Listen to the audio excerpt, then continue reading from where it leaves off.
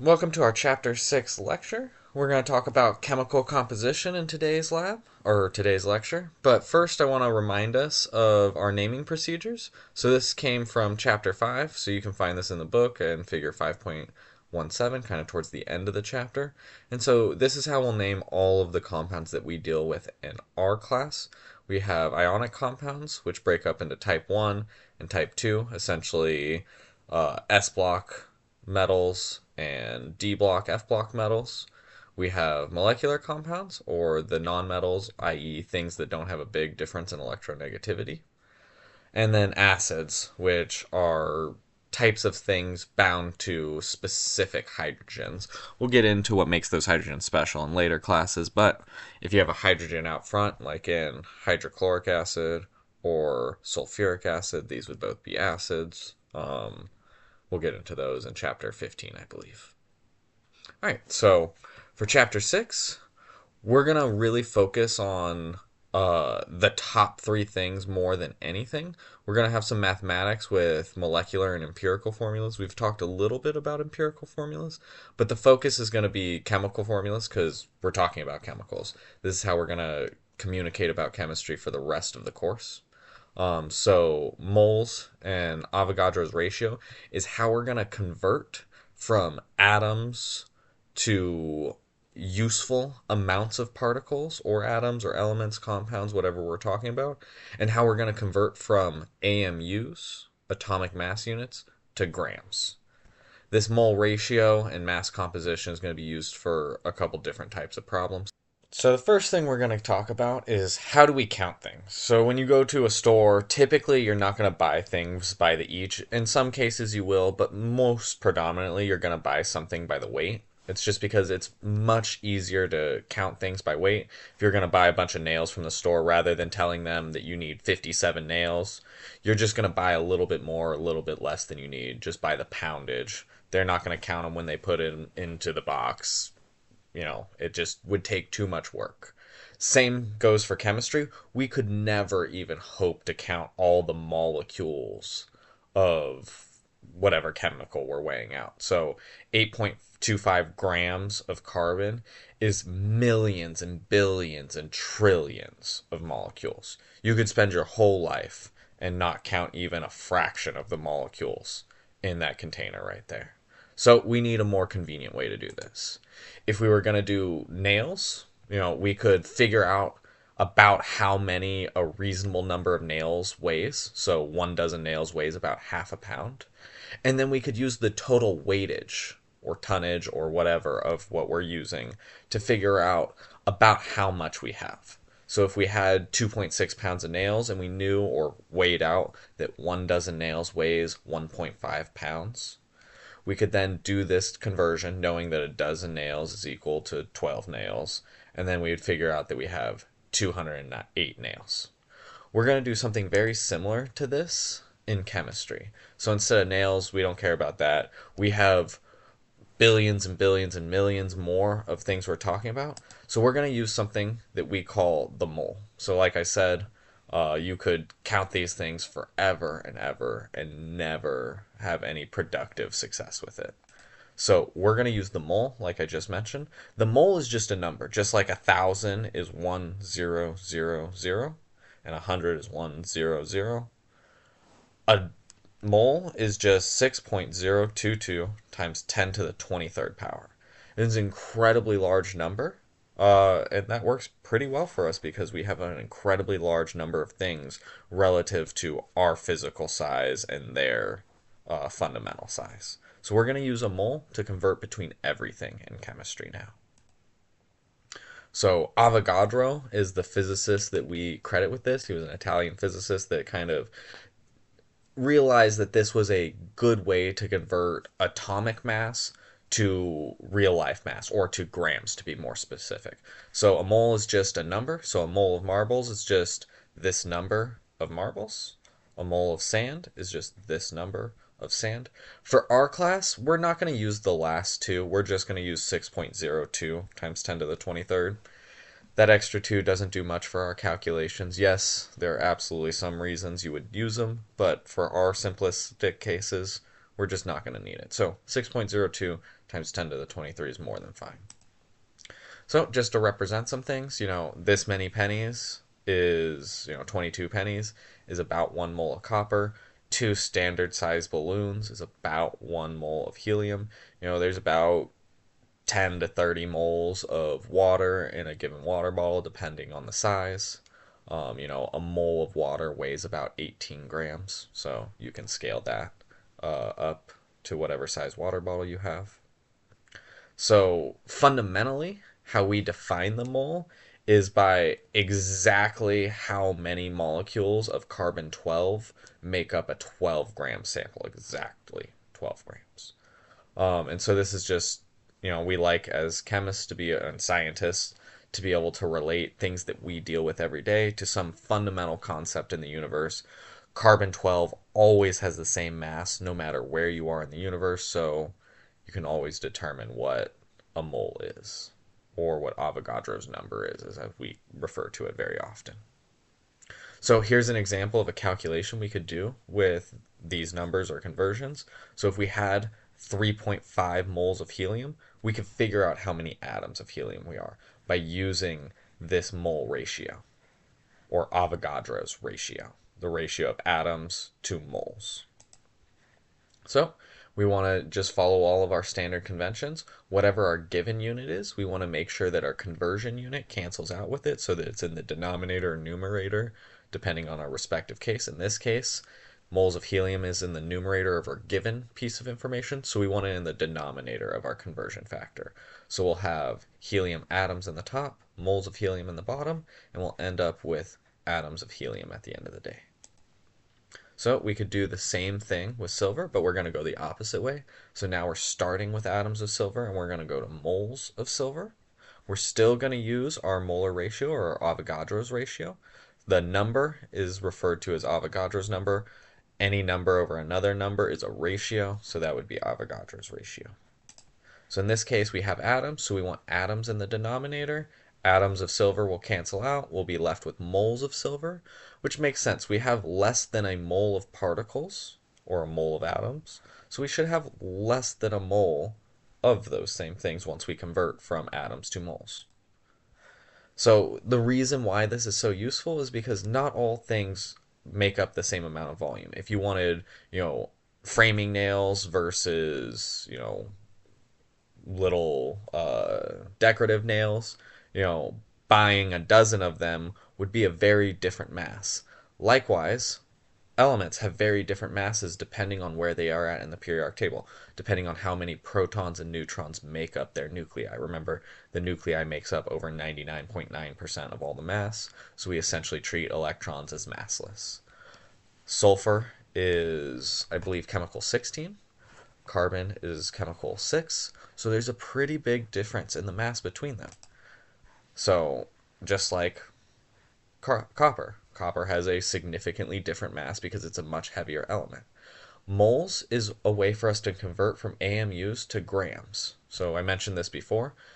We previously would look at the periodic table and say, oh, if there's a 63.55 under the number of copper, the mass number is 63.55. That's the amount of AMUs. Well, now we can say that the molar mass, or the grams per mole, is also equal to that. So 6.022 times 10 to the 23 particles, or atoms, of copper weighs exactly 63.55 grams, whereas 1 atom of copper weighs 63.55 AMU. So now we take some nonsensical unit that works well for calculations and converted it to something that we can actually measure in everyday life. Most of us have some type of scale. We can all convert pounds to grams if we absolutely had to. All of the scales that we'll use in our chemistry labs will be in grams and kilograms. So here's just a couple examples of 1 mole of compound and how much they actually weigh. Lithium is element 3, element 6, element 16. They have increasing numbers of mass, but the same number of particles. Lighter atoms have less mass. There's less stuff in the nuclei. There's also less stuff in the electron cloud, but that doesn't make up very much of the matter of the nuclei, or matter of the atom or particle. So we could do some calculations with our molar mass. So if we had grams of carbon, we could figure out how many moles of carbon we have by dividing by the molar mass or by multiplying by 1 mole over the molar mass, the grams. So we have grams, we want grams in the denominator, so they'll cancel out. If we get rid of our grams of carbon, we're left with just moles of carbon. And so we don't have very many grams, we have much less than 12 grams of carbon, so we would expect to have much less than 1 mole of carbon. You always want to do these kind of rational, logical checks just to make sure that the way that you're converting is sensical. You also can eliminate a lot of this by just always keeping your units around. If you're always careful with your units, your calculations will always work out. All right, so we could do kind of the inverse, or actually the same thing with aluminum. So we have grams of aluminum.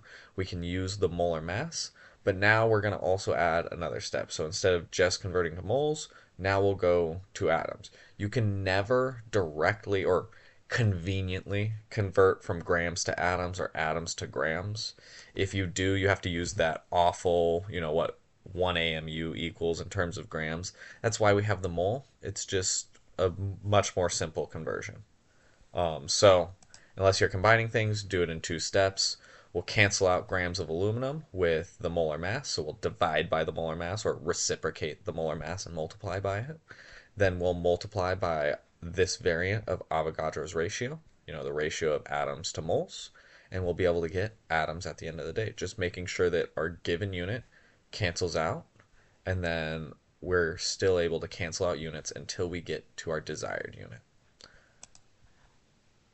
So we have molar mass, which we had mentioned in AMU. Now we think of it in terms of grams per mole. We're not going to really use AMU anymore. If you take a more physics-based class, you might have to do fundamental calculations that relate to individual atoms or particles. Then you'll use AMU.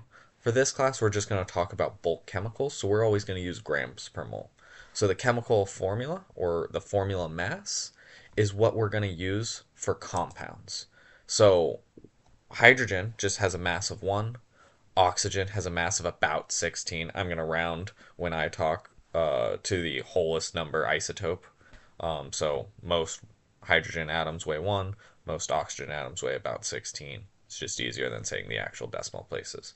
So if we have 1.75 moles of water, we need to figure out what the mass of water is. Well, the mass of water is just the combination of all the elements that made it up. Hydrogen weighs 1, there's 2 of them. Oxygen weighs 16, there's 1 of them. 2 plus 16 is 18. So, just what we have right here. We can do the same conversion that we were doing with elements as we can with molecules, making sure that our moles of our molecule cancels out with moles of your molecule so that you can have grams of your molecule. This is synonymous for any type of chemical. So we could do this with nitrogen dioxide. In this case, we have molecules and we want to go to grams. So molecules are the same as atoms, just for groupings of atoms. So we'll use the Avogadro ratio to get from molecules to moles. And then from moles to grams, we're going to use the molar mass. So in this case, we start with molecules. So when we use Avogadro's ratio, we want to have molecules on the bottom. So a large number of molecules make up 1 mole. Once we have 1 mole, we want to multiply by the molar mass because molar mass is grams per mole. If we get rid of moles, we'll just have grams, and that's what the question asks for us. So we can think of chemical formulas as conversion factors. So even with something as arbitrary as a clover, you could take a 3-leaf clover and take a whole bunch of them and use the 3 leaves per 1 clover conversion to figure out how many total leaves are in a given number of clovers. So we're going to do the same thing with our chemical formulas. So carbon tetrachloride indicates that there's 4 chlorine atoms per molecule of carbon tetrachloride. You wouldn't have to really know how to name a bunch of organic molecules, but carbon tetrachloride should be one that you're comfortable with naming. If there's 4 chlorines in every 1 carbon tetrachloride, there's going to be 4 chlorines in every, or 4 moles of chlorine in every 1 mole of chlorine tetrachloride, or carbon tetrachloride. Forgive the verbal slips. So 1 mole of carbon tetrachloride will contain 4 moles of chlorine. This relationship is going to be true for all chemical formulas, their subscripts and superscripts and leading coefficients. So, and carbon dioxide, we have 2 atoms of oxygen. We'd have 1 atom of carbon, but that's a little less trivial or a little more trivial. So 2 dozen oxygen atoms and 1 dozen carbon dioxide molecules, or what we're going to really talk about is moles, 2 moles of oxygen and 1 mole of carbon dioxide. Pretty straightforward. So we can do a variety of calculations with this, just like we've already done, but just kind of ramping up the difficulty. So we have calcium carbonate. Carbonate has 3 oxygens in it. If we had some metal that could contain multiple carbonates, we would then have to multiply by the outside superscript. In this case, we don't have a parentheses and an outside superscript. I recommend that you always put parentheses around your polyatomics. It just makes it easier to read, and it's a little nicer. So in this case, we'll take our 3 moles of oxygen for every 1 mole of calcium carbonate, and we'll multiply by the moles that we're given, 1.7 moles. So moles will cancel out of calcium carbonate. We'll be left with just the moles of oxygen, which is what we're concerned with, and we'll have 5.1 moles of oxygen for every 1.7 moles of calcium carbonate. So you could do the same thing, but with the mass of sodium chloride. We could figure out just how many grams of sodium chloride there are. So there's 1 mole of sodium chloride in this many grams of sodium chloride. Again, we would just take the mass of sodium, the mass of chlorine, add them together. That would equal about 58.44 grams. We know that there's 1 mole of sodium in every 1 mole of sodium chloride because it's just 1 to 1. So we could use that conversion factor to convert from moles of sodium chloride to moles of sodium ions, or sodium atoms, if we don't want to specify the charge. And then since atoms and ions weigh the same, we would take the molar mass from the periodic table and convert from moles of sodium to grams of sodium. That would look kind of like this, where we're just canceling out our given unit with our best conversion factor, taking our resultant unit, and then canceling that until we can get to our desired unit. So grams will cancel out with grams, moles of sodium chloride will cancel out with moles of sodium chloride. Then we will use our final mole ratio to cancel out moles of sodium with moles of sodium so that we can have just grams of sodium, our ideal factor at the end of the day. So we can also do what's called percent composition. Oftentimes we don't care about this as chemists. We get it from, certain types of routine analysis, but it's often a way that we communicate with engineers and other disciplines. So in general, the percent of anything is the amount of what you're concerned with, or the mass of the sample, divided by the amount of what you have. So the amount that you're concerned with, the amount that is there, or the total. So the mass of what you're concerned about in the sample divided by the total mass of the sample, and then times by 100%, because that's just our percentage notation. Percents kind of give us whole number representations, or more whole number representations of decimals. So decimals is how we do the math, percents is how we communicate the information typically.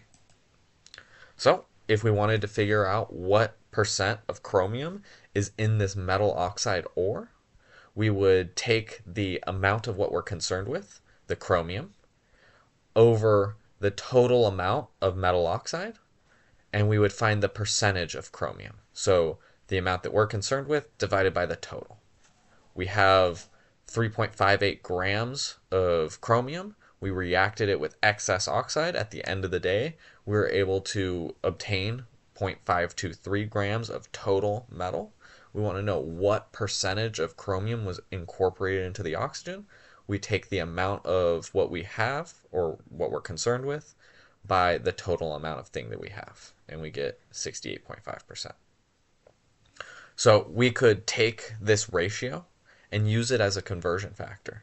So we just know that 39% is 39 divided by 100. So percentages are just whatever percent divided by 100, because again, we take the decimal and multiply by 100% to get the percentage. So to get the percentage back to the decimal, we divide by 100, or 100% to be more specific.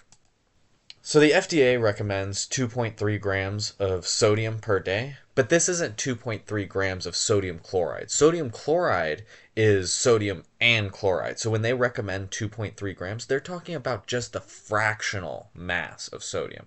And so sodium is 39% of the mass of sodium chloride.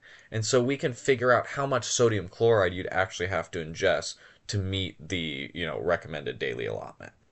So we could take, our ratio, our percent ratio in this case, multiply by the amount of grams of sodium to figure out the amount of sodium chloride that we would need to ingest. So 2.3 grams of sodium times 100 grams of sodium chloride per 39 grams of sodium equals 5.9 grams of sodium chloride, which makes sense. It's a little bit more than double because chlorine weighs more than sodium does, so it should be a little bit more than double. We could do this the same with our chemical formulas. So if we were looking at a perfluorocarbon, stuff we use for insulators. So there's two chlorines in every molecule of this dichloro-difluoromethane. Again, you wouldn't have to name the organic compounds, but that's what it would be called. So we'd have 2 times the molar mass of chlorine, so about 70, divided by the total mass of the molecule to get the percent mass of chlorine. So we could do this with another perfluorocarbon, Freon. So there are 4 chlorines in this variant of Freon compared to the rest of the molecule. So we would sum the masses of the chlorine and divide by the sum of the masses of all the other elements, of all the total elements. Divide those two together, multiply by 100 to get our percent mass. So we could sum our chlorines, we'd get 141.8. We'd sum all of our elements, 2 carbons, 4 chlorines, and 2 fluorines, we'd get 230.8. And we'd see that most of the mass is from the chlorines, about 69.58%. We've talked a little bit about empirical formula being the simplest whole number ratio of a chemical formula. Sometimes the empirical formula is the molecular formula, but not always the case, especially when you get into organic chemistry. There's a lot more of complexity that can go on with the molecular formula, so different permutations of the empirical formula are much more common than with ionic chemistry. Typically, the empirical formula is the molecular formula, but we're going to get into some of these calculations. So hydrogen peroxide is a great example where if you took the empirical formula, you get the formula of hydroxide. But we know that hydroxide has OH minus, not HO. That's a little bit different. So in order to get the proper molecular formula for hydrogen peroxide from its empirical formula, we'd have to multiply by some whole number. So in this case, N is equal to 2.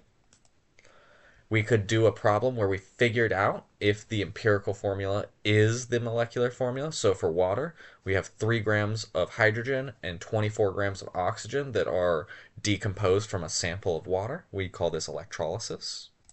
And so we could do our math dividing by our molar ratios or our molar masses. And we'd get 3 moles of hydrogen to 1.5 moles of oxygen. But remember, we always want whole number ratios. We could either increase these or decrease these.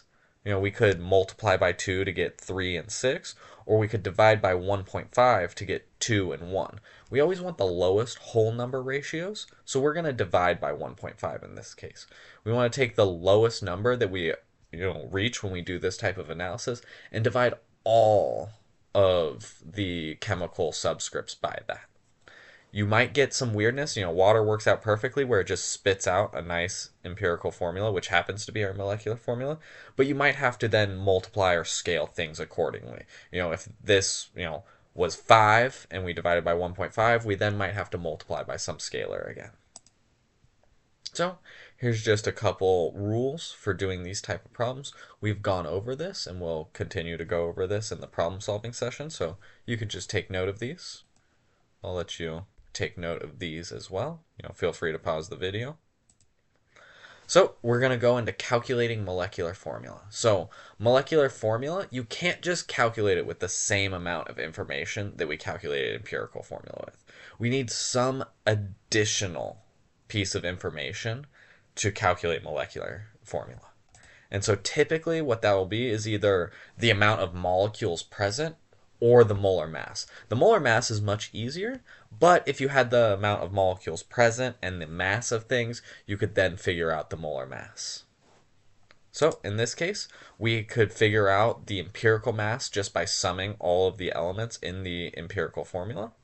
We would then divide the molar mass by the empirical mass to get the scalar ratio that we need to multiply. In this case, it happens to be 6. So fructose is not formaldehyde, which is CH2O, but it has a multiple of 6 to all of its chemical constituents. So 6 more carbons, 6 times more hydrogens, 6 times more oxygens. So quick rules for calculating molecular formula. Again, we're not going to do empirical molecular formula or percent masses much other than this chapter, but it is something good to know if you take physics classes or even some interdisciplinary classes. It's likely that you'll have to report these type of numbers very commonly.